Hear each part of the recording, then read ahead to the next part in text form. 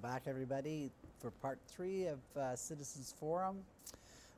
Today, it's my great pleasure to have with us Carrie Crofton, who's the Executive Director of Doctors for Safer Schools. And there's going to be a public event happening in Victoria on Wednesday, October 23rd, in which the Doctors for Safer Schools are going to be presenting two world-renowned researchers and lecturers, scientists by the name of Dr. Martin Blank, who we know well here in Victoria, and also a cardiologist by the name of Dr. Stephen Sinatra, and they're going to be talking about the ill health effects associated with wireless technology. From one of the things that the Doctors for Safer Schools, from what I understand, are concerned about particularly is the introduction of Wi-Fi type of systems in schools for internet providers. And there has been reports that children that have been exposed to this type of radiation have shown symptoms that are not good, that they apparently have some ill health effects. So I'm going to ask you, Carrie, firstly, could you just make some general statements about what these ill health effects are, and what are they called? Well, one of the concerns is that people think that those of us, the doctors around the world actually that are involved with our International Advisory Board, Doctors for Safer Schools, that somehow we don't realize that kids have to be tech savvy. Somehow we don't acknowledge the importance of the internet, and I mean, that's how kids learn. So we certainly acknowledge that kids need, in this digital age, to know how to work computers. They need to do their homework on the internet. Nobody has an Encyclopedia Britannica at home like we used to. Yeah. It's all done on the internet. But our concern is that this microwave radiation that's involved in this wireless communication with any device that sends and receives wirelessly has been shown to cause adverse biological effects. And the real concern is that we don't have to put our children at risk. We don't have to put ourselves at risk. We can be on the computer all day long, not good for your eyes, but if it's an Ethernet cable, so there's safer ways to be connected. And so that's part of what we're going to talk about at this event. Yes, we're going to go through what some of the evidence is, the research, and why these low levels of microwave radiation have been shown to be harmful at government levels. So some of the symptoms and some of the adverse effects can be dizziness, lightheadedness, difficulty sleeping, skin rashes, and one of the things, as you mentioned, the cardiologist, Dr. Stephen Sinatra, is very concerned about is cardiac effects. Cardiac arrest. Well, not even necessarily cardiac arrest, but the heart is electrical in nature. Right. It works with its own electrical integrity. Yeah. So when you are in a Wi-Fi environment, and that includes a digital cordless phone, mobile devices, routers, cell towers, then the heart's electrical integrity can be compromised. Meaning that the signal from the brain to the heart might be interfered with by this other signal. No, the heart's own, for example, the rate and rhythm is particularly vulnerable to this. So people might have rapid heart rate. Also, there's been shown to be changes in blood pressure. There are incidents of children in schools who, with no known previous history of heart problems, developing some of these symptoms. That is very scary. You know, when you think of these young kids in school being exposed to some type of radiation that could potentially harm them, particularly, as you say, when it's not necessary. Exactly. It's very, very concerning. Right. So But what you've been outlining here, is this what's known as electrohypersensitivity syndrome? There is a syndrome, and as you know, I wrote a book on this, and I talked to really the leading clinicians around the world. And there was a physician in Europe who had treated 3,000 electrosensitive patients. And he explained to me that there's a spectrum, that all of us are being exposed. So all of us are having leakage of the blood-brain barrier, damage to DNA repair, cognitive impairment. All of these things are happening on a cellular level. Some people are experiencing symptoms and some aren't. But that doesn't mean that if you're not getting headaches, you're not getting dizzy spells, you're sleeping just fine, you've got your cordless phone right by the bed, you've got your Wi-Fi router, you're near a cell tower, and you sleep just great, maybe even unmedicated. Yeah. So it's people who are experiencing these symptoms. It's called electrosensitivity. Right. If it's more severe, it's called electrohypersensitivity. And this physician said he was starting to see people with what he would call electroallergic reaction. So that's a more severe sort of That's right. reaction. And we don't want to go there. So, we're always getting back to Health Canada on this show. Health Canada always seems to be part of the problem every time. But in this case, what are Health Canada's standards, and what are they based upon for when we're regarding exposure to this type of radiation? When I got involved in this issue several years ago, because I was concerned about the Wi-Fi at my daughter's school, and I started researching it. I used to work in cardiac clinics and did patient education. So I used to be concerned about trans fats and Yeah. things, hypertension, stress. The good old days. Yeah, that's right. Boy, that pales in comparison. So I say to people, get involved in this issue and you feel better about global warming. If only it were funny. Anyway, so it's really a concern because we don't necessarily know what's happening to us.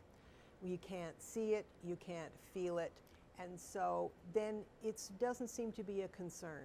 So when someone says to you, you go to the school or the library Yeah. or the dentist's office or the store and say, well, I don't know about this Wi-Fi, virtually always you get this response. These levels fall well within Yeah. Health Canada's safety levels. So that seems to make sense, right? For those of us who still trust the government. Yeah. And then you think, well, surely all these devices wouldn't be on the market if they hadn't been pre-tested for safety. Another surprise.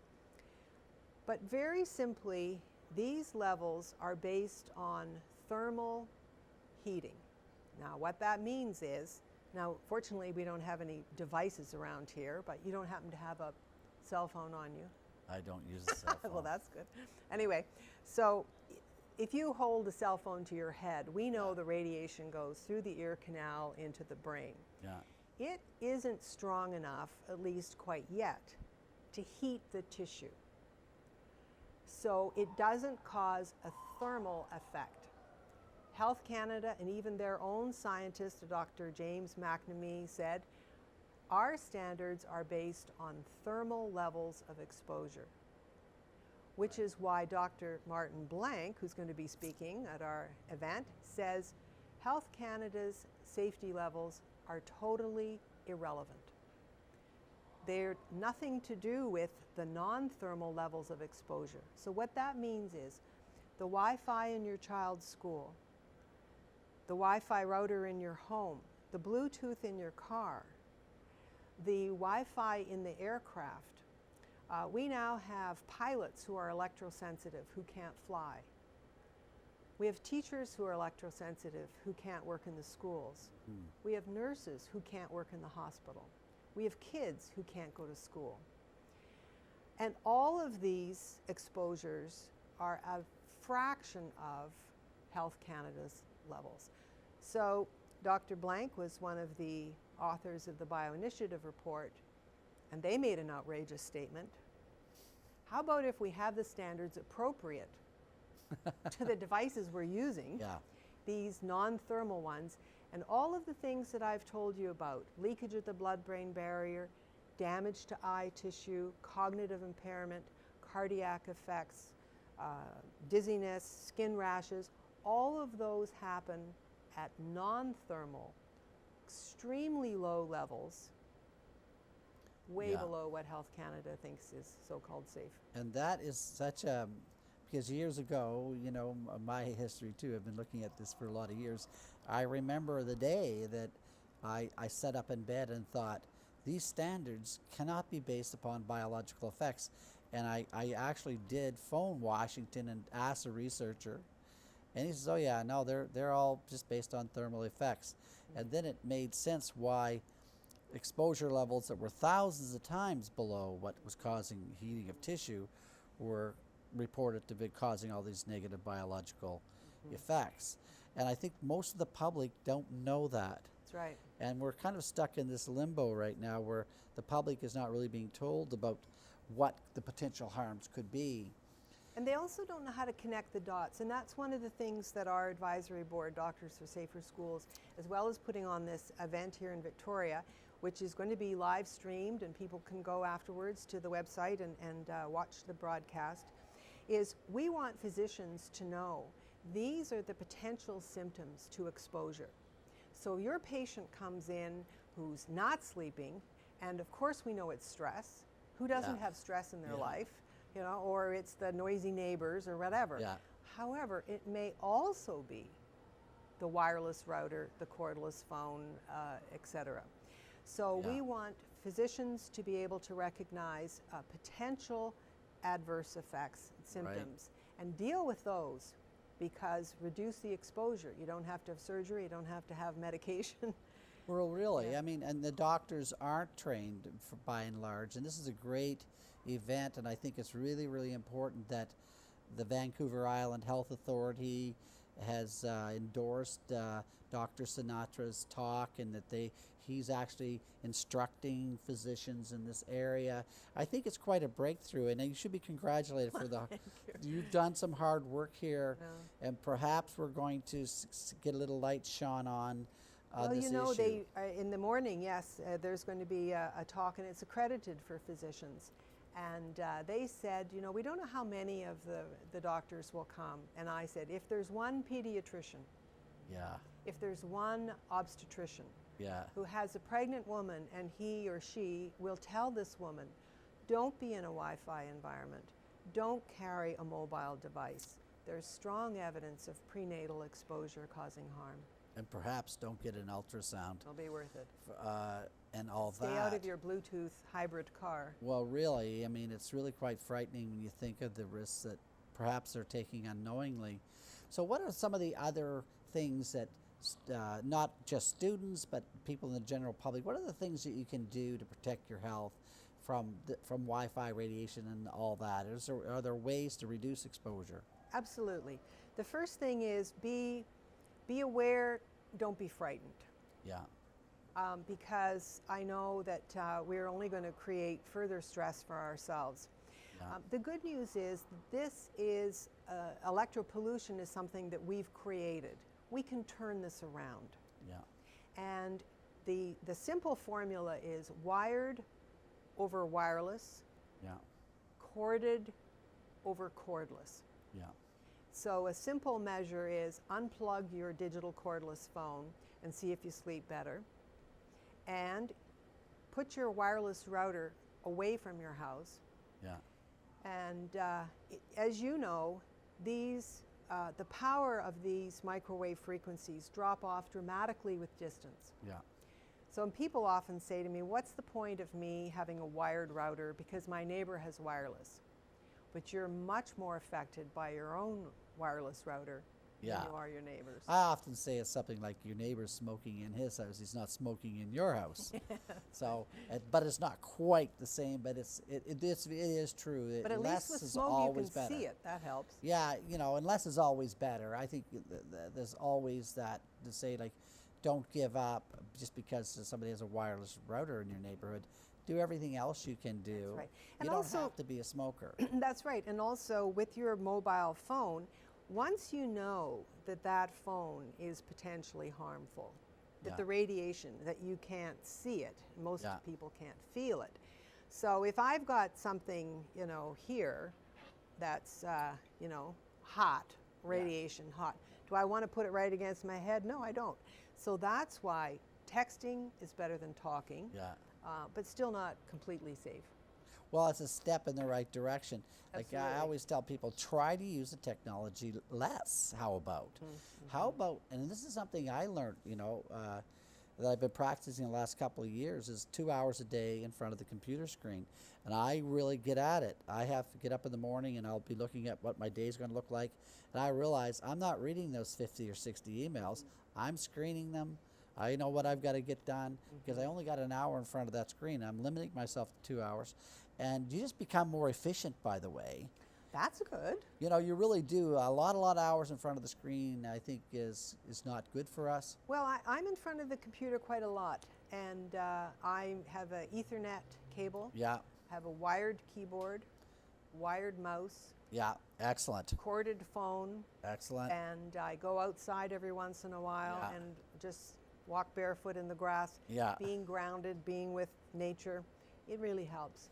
I just want to mention this again. I wonder if I can hold this up, Will, and could you focus in on that, or?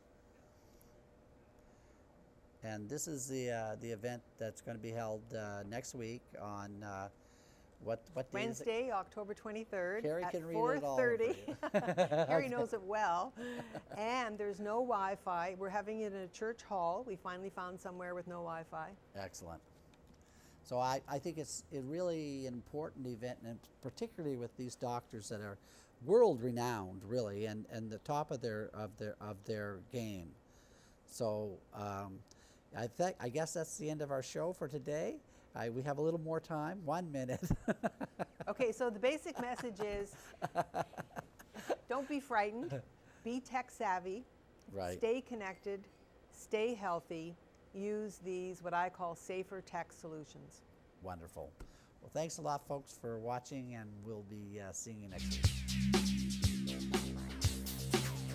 week.